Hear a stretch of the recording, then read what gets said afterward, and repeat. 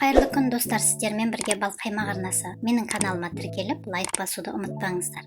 Біз бүгін керемет жүмсақ болып шығатын булочка дайындайтын боламыз. Бұл үшін сүтімізге шекер мен дрожжды қойып, көтерілдіруге қоямыз.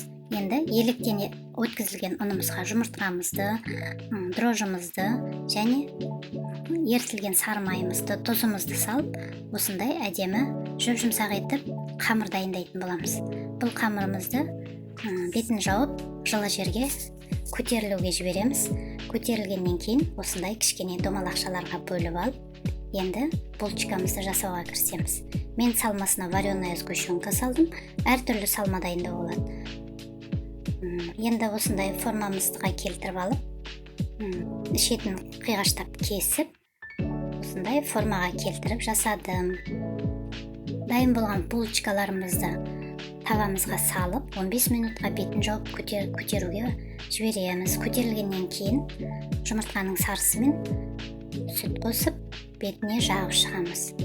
Енді қалауыңызша кунжут және мак себуге болады. Мен мак септім.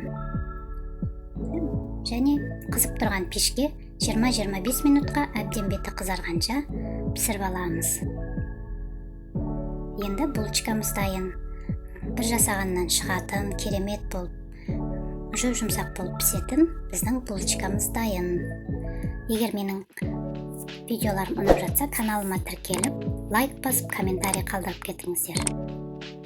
Алдағы уақытта көптеген видеолармен бөлісетін боламын. Ас болсын!